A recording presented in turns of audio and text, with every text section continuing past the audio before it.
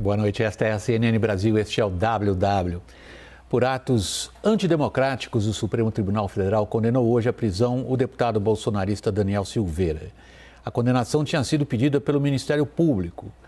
Quem aplaude a condenação de um parlamentar esse notório pelo comportamento agressivo, ofensivo e de desprezo às instituições democráticas?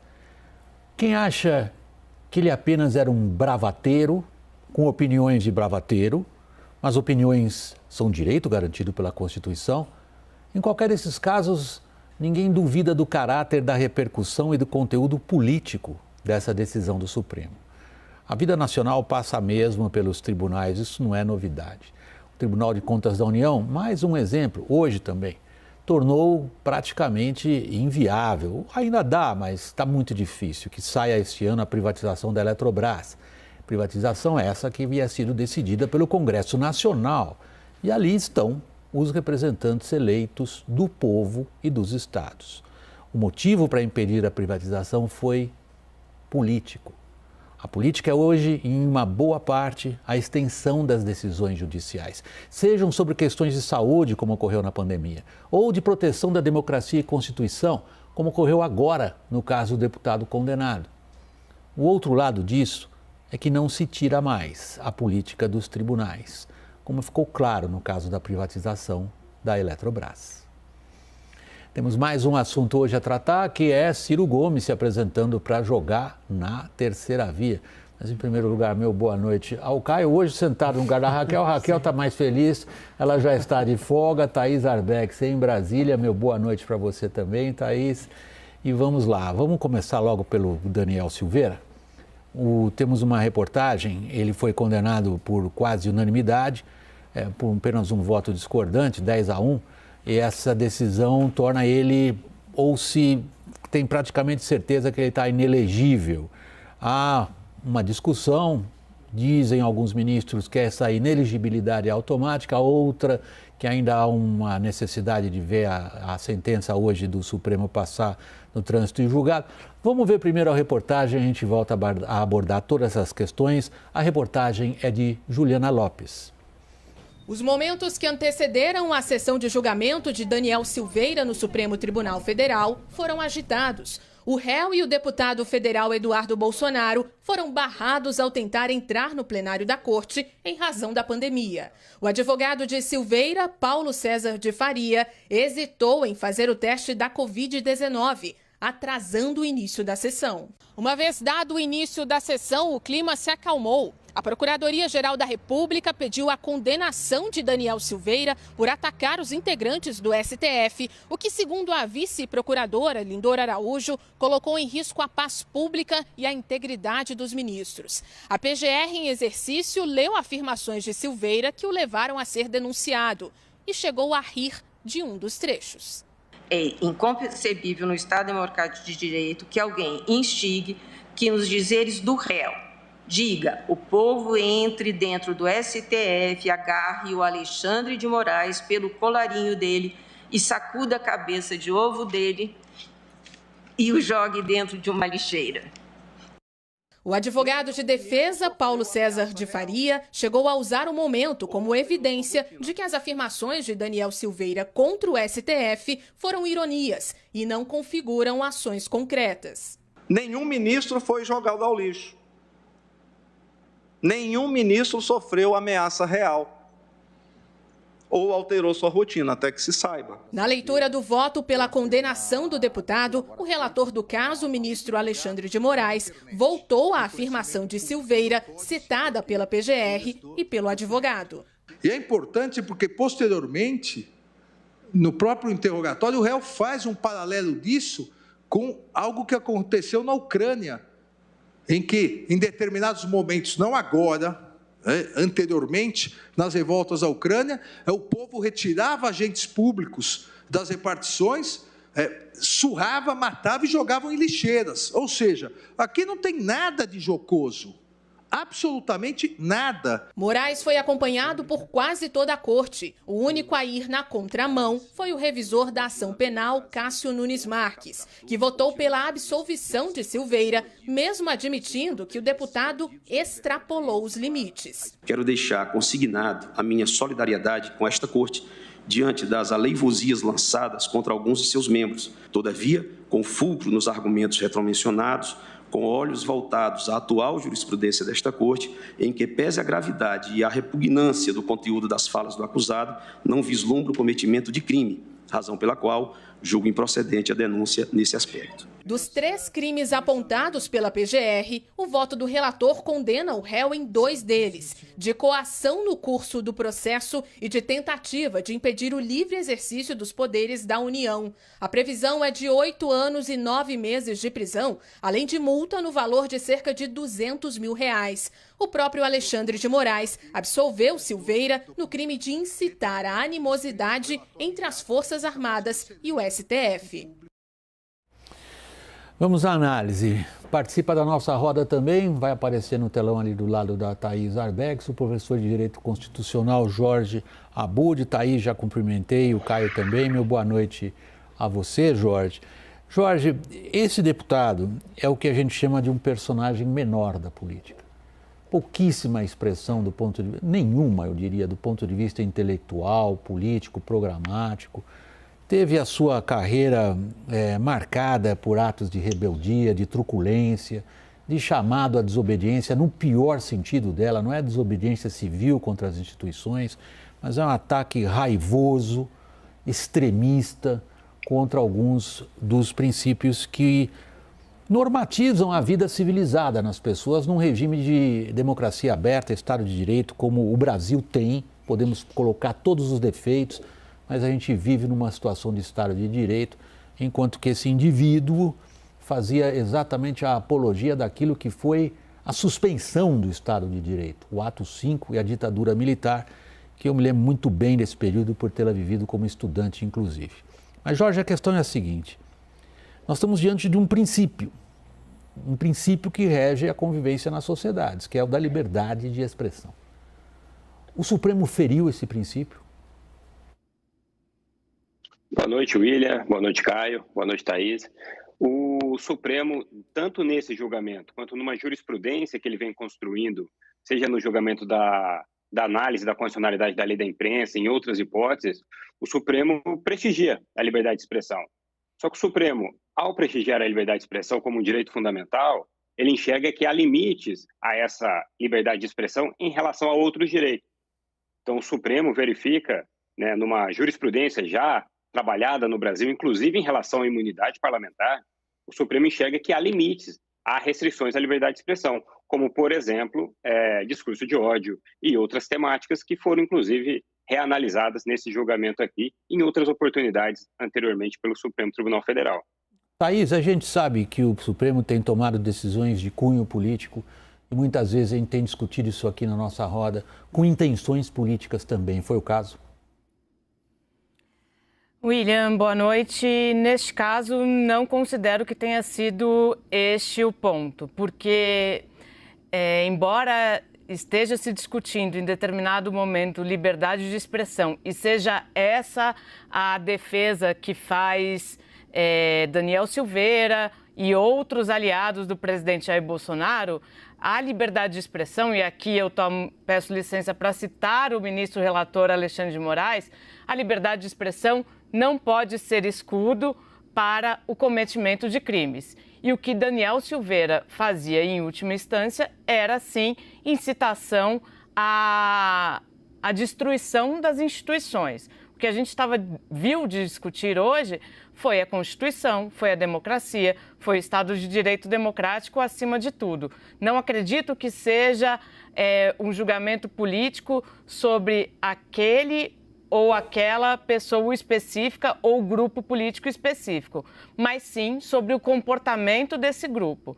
Porque, acima de tudo, para terminar, William, o que Daniel Silveira fez nos últimos dias, inclusive hoje, no plenário da Câmara dos Deputados, foi, mais uma vez, debochar do Judiciário. Caio, tanto o Jorge, que acentuou o caráter doutrinário de defesa dos princípios da liberdade de expressão por parte do Supremo. Como a Thaís, que pronunciou uma frase forte, este não foi um julgamento político, acentuaram esse aspecto. Não é assim que o bolsonarismo enxerga tanto o papel do STF quanto particularmente o resultado dessa votação hoje. O que isso significa do ponto de vista político para Jair Bolsonaro? Bom, Vac, boa noite aos colegas. Vac, se essa decisão fosse uma decisão isolada contra o bolsonarismo, eu até tenderia a acreditar que foi sim um julgamento estritamente jurídico. Não estou dizendo que não foi e não acredito que não tenha sido jurídico. Acredito, claro, que tenha sido jurídico, como o professor bem colocou, a Thaís também. Mas ele, evidentemente, ele tem um caráter político, sim. Porque esse julgamento não está isolado num contexto de 4 anos de governo Jair Bolsonaro, em que houve, a todo instante, um acirramento das relações do Palácio do Planalto com o Supremo Tribunal Federal, em diversos momentos, em muitos momentos, o Supremo Tribunal Federal estando, a meu ver, correto, mas em muitos momentos atravessando também um sinal em nome de uma suposta luta, vamos dizer assim, contra um mal maior, que seria o presidente Jair Bolsonaro e seus apoiadores. Longe de mim aqui, por favor, defender Daniel Silveira e por aí vai. Mas há, sim, uma carga política extremada e a criação de uma jurisprudência, sim, não só até o dia 31 de dezembro desse ano, porque a gente não sabe o que vai acontecer na eleição, mas uma criação de uma jurisprudência, para te responder, contra o bolsonarismo, sim. Porque ainda que o presidente Jair Bolsonaro perca a reeleição, o bolsonarismo vai estar mais forte a partir do ano que vem e dentro do Congresso Nacional com uma bancada ampliada, inclusive. Jorge, independentemente dos aspectos técnicos jurídicos que você mencionou sobre essa decisão, sobre esse julgamento do Supremo, puxando o fio da meada que o Caio acabou de colocar aqui na mesa da nossa conversa, o Supremo conseguiu hoje, mais ainda, manietar, amarrar, constranger, limitar a liberdade de ação do bolsonarismo? William, eu vou tentar responder em 2 partes. Uma, para responder isso, eu vou fugir um pouco da função de professor de Direito Constitucional para também fazer uma análise um pouco política.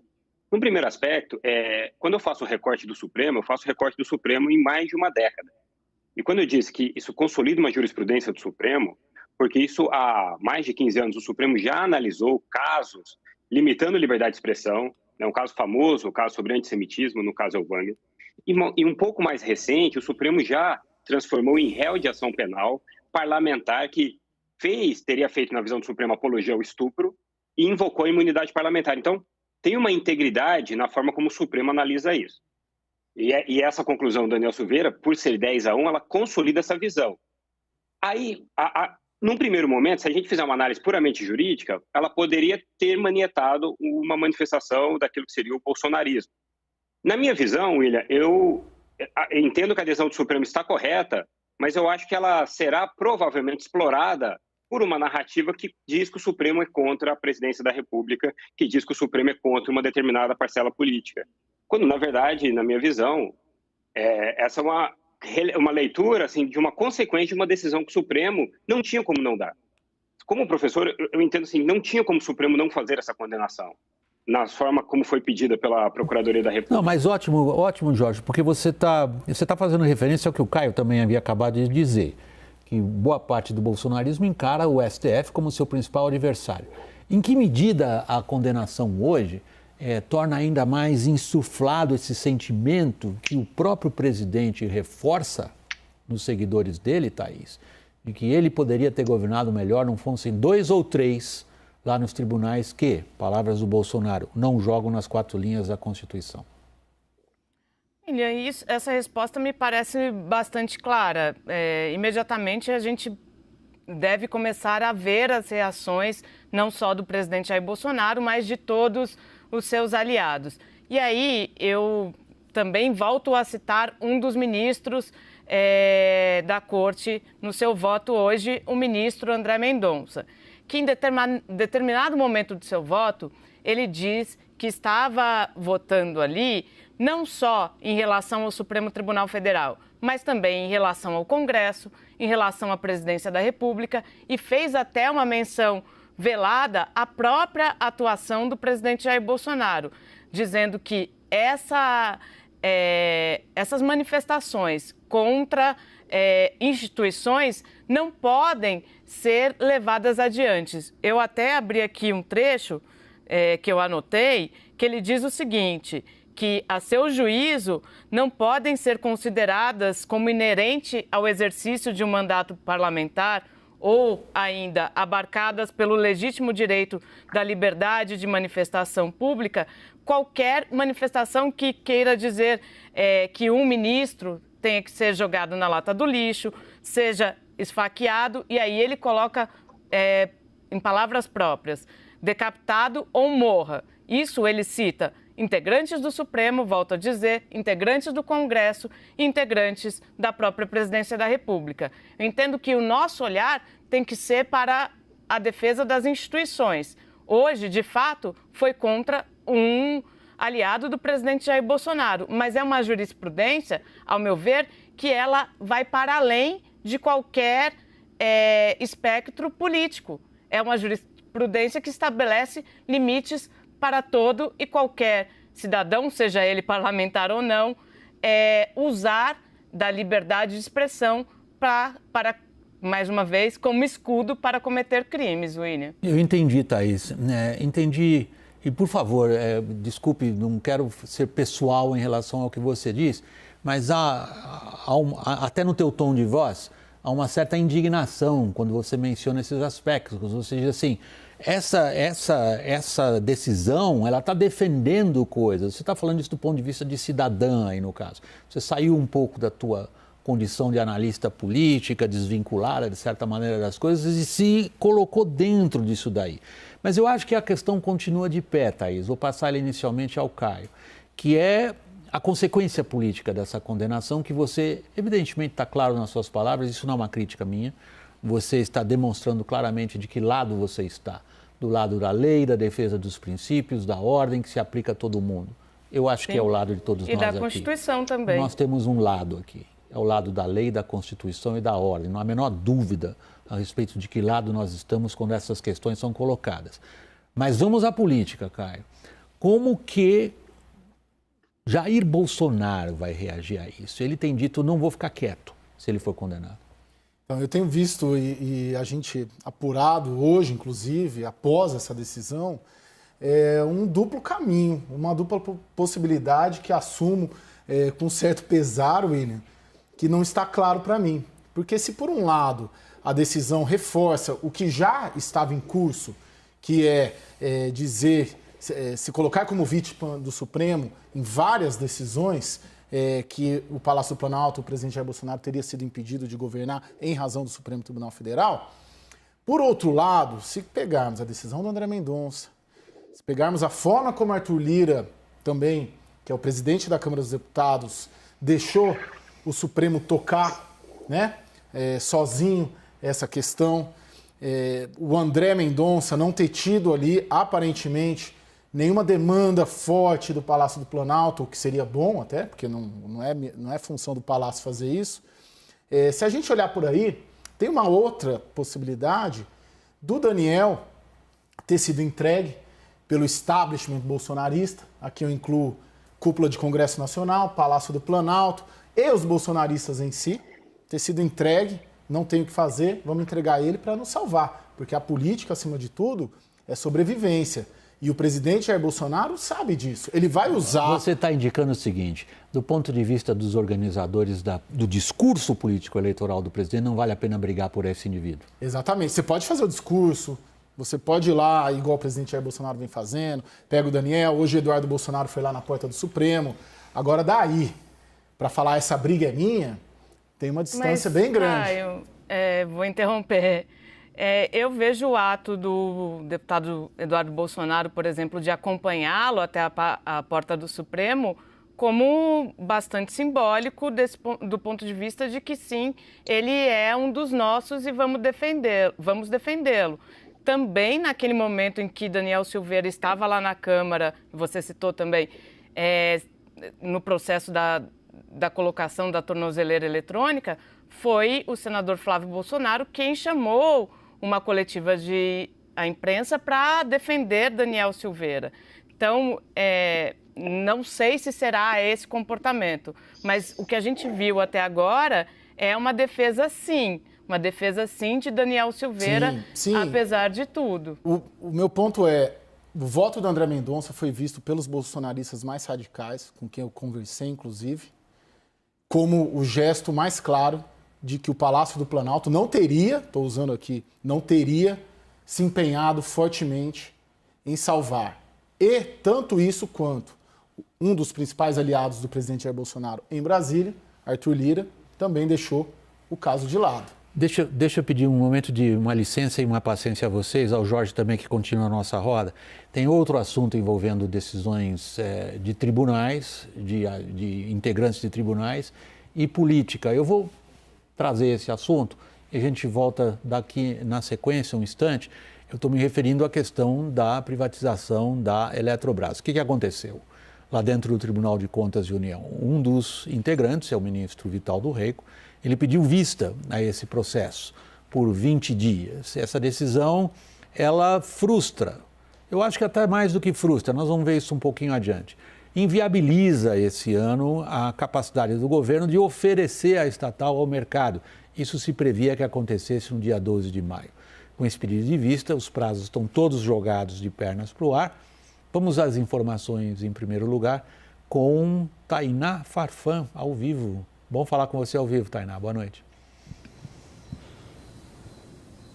Oi, William. Muito bom falar com você também ao vivo. Ótima noite para você e para todo mundo que acompanha a gente aqui na CNN. William, diante desse pedido de vista de 20 dias, o sentimento interno do governo é de, sim, muita preocupação e também frustração. Governo que avalia que o processo de privatização da Eletrobras pode, sim, estar comprometido diante desse cenário e avalia também que foi uma decisão muito mais política do que técnica. Isso, claro, de acordo com integrantes do governo com quem a CNN conversou. O ministro Vital do Rego, então, entrou com o pedido de vista de 60 dias, assim como ele tinha dito para o nosso analista Caio Junqueira, mas diante da reação dos outros ministros durante o julgamento, acabou sendo acordado ali uma vista coletiva de 20 dias.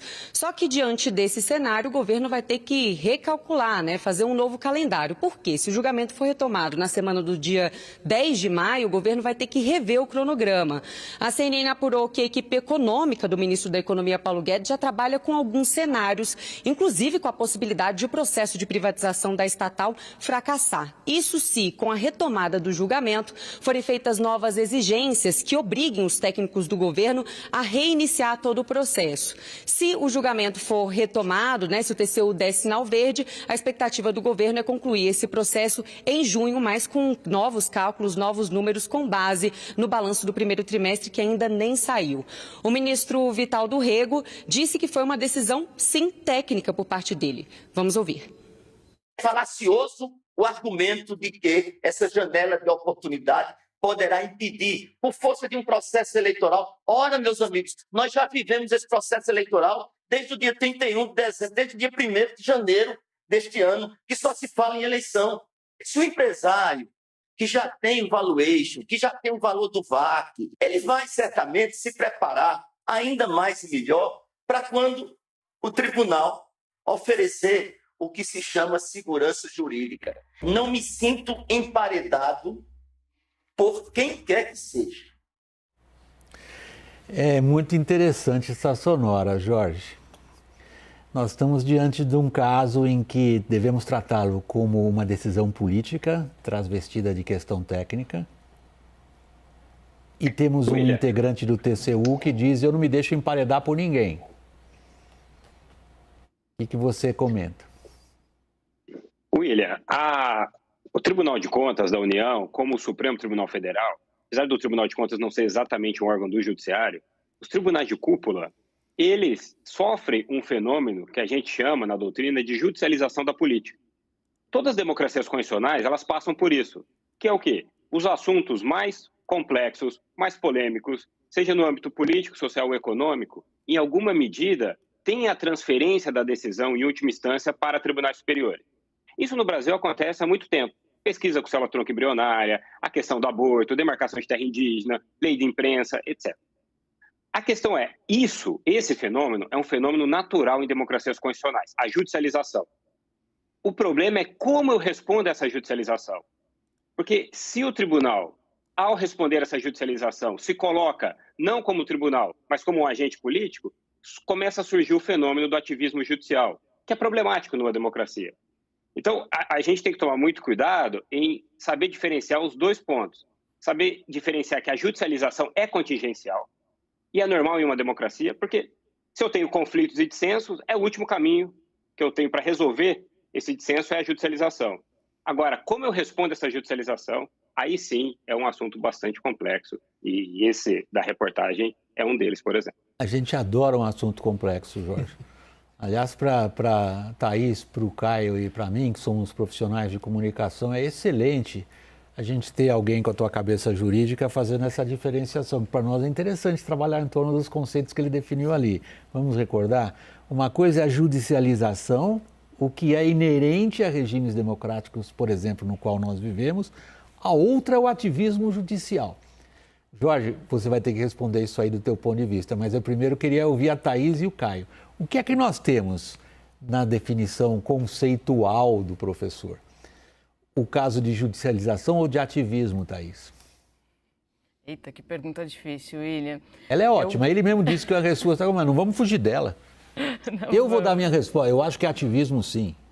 O próprio Jorge diz... uma coisa é a judicialização, isso acontece em todo regime democrático, sobe para um tribunal. Uma decisão, ele citou várias. A outra é quando o tribunal se arvora a ter uma postura em função da política. Reproduzir correto, professor? Perfeitamente. Eu acho que foi político. Você, Thaís? Então, vou fazer uma confissão aqui. Eu não conheço tão bem os meandros do Tribunal de Contas da União quanto eu acompanho, por exemplo, o Supremo Tribunal Federal. E aí eu fui ouvir um pouco o voto, por exemplo, do ministro Bruno Dantas. E faço uma comparação com o que, não sei se é tão correta, mas faço uma comparação com o que aconteceu hoje no Supremo Tribunal Federal. Em determinado momento do voto, Bruno Dantas disse que nunca viu uma corte ser tão pressionada como ela foi nesse caso. De qual corte você está falando agora, do TCU? Isso. Ok. E aí ele estava citando o fato, é claro, daquela frase do ministro da Economia, Paulo Guedes, que na semana passada criticou o que ele chamou de movimento político para tentar impedir a capitalização da Eletrobras. Então, entendo que tem, sim, uma participação política nesse processo. Eletrobras é um tema que está na pauta da eleição, é um tema que a gente sabe que o PT não defende e o governo Jair Bolsonaro quer entregar essa capitalização como um dos seus grandes trunfos nesse fim de mandato.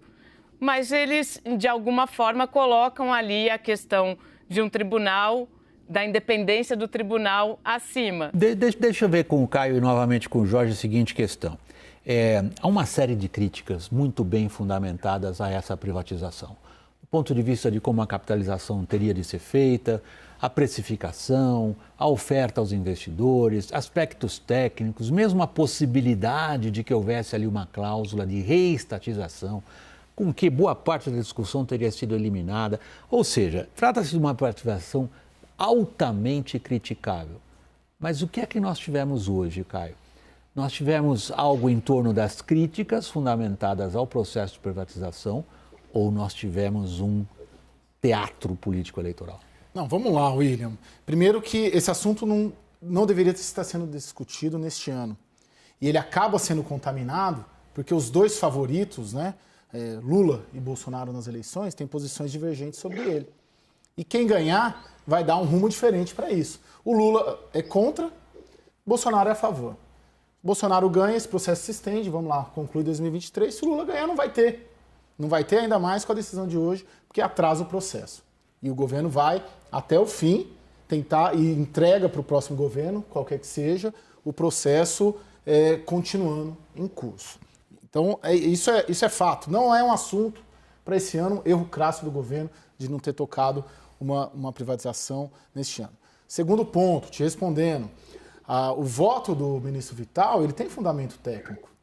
Ele tem fundamento técnico. A gente pode puxar na linha da origem do ministro Vital, assim como da origem do ministro Bruno Dantas, que todos têm conexões políticas. São 9 ministros no Tribunal de Contas da União, 1/3, salvo engano, Thaís me corrige, é de carreira, mas os outros, um é indicado do Palácio do Planalto, um da Câmara dos Deputados, um do Senado e um sistema de rodízio. Você está apontando para possíveis lealdades políticas? Há lealdade política, porque na medida em que os ministros que têm origem política e conexões políticas olham o cenário eleitoral e falam, opa, isso aqui, se esse presidente ganhar, ele não vai tocar isso. Tem uma posição distinta do outro que pode ganhar. E só tem 2, né? Falando português, claro que pode ganhar. Então, se contamina completamente esse debate pela eleição, mas, e respaldando, claro, o que você disse, há fundamentação técnica nas críticas que se faz ao processo que foi feito até agora. Jorge, por último, já agradecendo a sua participação, eu preciso que você seja breve na sua resposta, que vai ser de encerramento aqui. Foi judicialização ou ativismo? William, por hora, eu não tenho as fontes que Caio e Thaís têm, então, por hora, o que eu posso dizer é está previsto regimentalmente o pedido de vista, então não teria como fazer qualquer outra ilação em relação a isso. E, independentemente de qualquer coisa, William, só para dizer, havendo ativismo, e todos os tribunais do mundo cometem erros e podem cometer ativismos, o que fazer com isso? E o que fazer com isso é uma crítica, né, racional para o aperfeiçoamento das instituições, nunca uma crítica contra as instituições, porque sem elas as democracias não funcionariam, principalmente as constitucionais. Professor Jorge Abud, de Direito Constitucional, muito obrigado pela participação aqui na nossa roda do WW. Sempre um prazer tê-lo conosco. Boa noite. A gente continua. Thaís e Caio. Depois, daqui a pouco, depois do intervalo, a nossa análise sobre a terceira via. O Ciro Gomes quer entrar nesse grupo. Até já.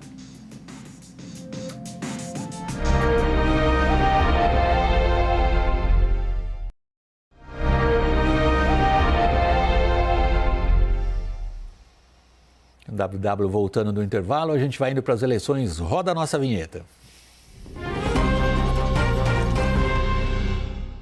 A gente tem um tempo ainda, pessoal, para tratar de Ciro Gomes, terceira via. Vamos trazer os fatos em primeiro lugar a vocês e depois a nossa análise com a Thaís e o Caio. Mas primeiro a gente vai conferir a reportagem da Adriana de Luca. Em entrevista à CNN, Sérgio Moro disse que trocou o Podemos pelo União Brasil, porque sem estrutura partidária não venceria as eleições. Eu, somente com o capital político, não daria certo. Essa foi a minha avaliação. Daí a necessidade de fazer um movimento. Moro ainda afirmou que pode não concorrer a nada nas eleições deste ano. Eu me coloquei aqui naquela situação que acho que todos esses pré-candidatos à presidência da República deveriam se colocar. De desprendimento, porque a gente tem que construir um cenário de união nacional para que a gente possa vencer os extremos. Não está descartada nenhuma situação. Eu posso, inclusive, não concorrer a nada. Eu não vivo da política. Sem Moro na disputa ao Planalto, abre-se uma oportunidade para Ciro Gomes tentar se firmar como nome da terceira via. O pré-candidato do PDT à presidência não aceitava compor com os partidos de centro, justamente pela presença do ex-juiz como um dos postulantes a candidato do grupo. Ciro Gomes subiu hoje o tom contra os adversários. Voltou a criticar Lula e descartou a possibilidade de aliança com o petista.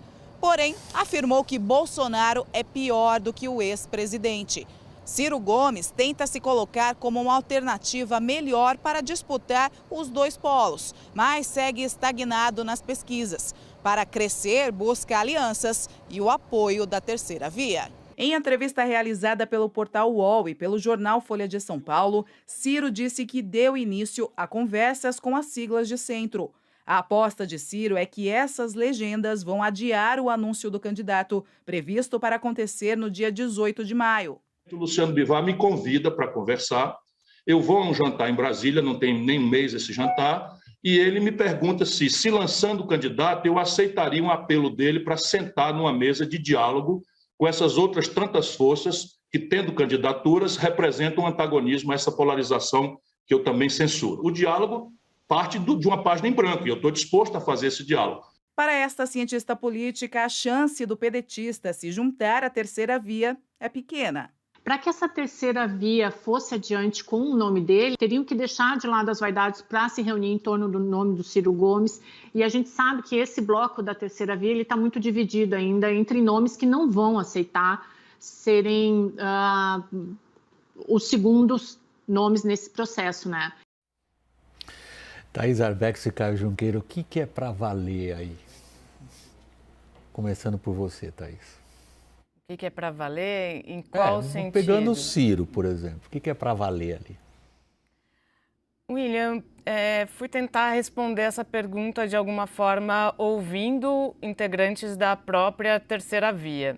E ouvi uma avaliação que eu compartilho aqui, que é a seguinte, que Ciro Gomes faz esse gesto, coloca aí a saída do ex-juiz Sérgio Moro dessa corrida ao Palácio do Planalto como uma última trava superada para ele dialogar com essa terceira via, mas que há um ponto bastante determinante para que água e óleo não se misturem, que é a pauta, a agenda econômica de Ciro Gomes. Esse integrante da terceira via me falou o seguinte, William, que como colocar no mesmo palanque Ciro Gomes, que defende, por exemplo, a taxação de grandes fortunas, ao lado de integrantes do antigo PSL e do Democratas. A avaliação é que não tem como. Caio. Todo mundo lutando por sobrevivência política, até mesmo o Ciro Gomes, porque sabe que sozinho não vai, se não juntar com os outros também, se os outros não se unirem, ninguém vai, aumenta a chance de acabar essa eleição, talvez, num primeiro turno, se eles não chegarem a essa terceira via a 10 pontos aí, 15 pontos. Ou seja, o Ciro está fazendo nada mais do que os políticos fazem e pensam todo dia, que é como sobreviver. E uma possibilidade dele sobreviver e da terceira via sobreviverem é se juntarem. Thaís, muito obrigado. Não sei se você está de folga nesse feriado? Não. Então, você e o Caio vão tocar o WW. O Caio vai estar sentado aqui no meio da bancada a partir de amanhã. Vocês vão tocar o WW. Eu estou de folga. Desejo a vocês bom trabalho, bom feriado. Estamos de volta no começo da semana que vem. O WW está terminando aqui. Deixa eu ver qual é a minha câmera de despedida. Essa daqui, fechada. Obrigado, Picuí, nosso assistente de estúdio aqui, manda no apresentador sem dó. O WW, essa edição está terminando. Vem agora aí a Carol Nogueira, com o Agora. CNN, a maior do mundo, líder de independência. Boa noite. No meu caso, até segunda.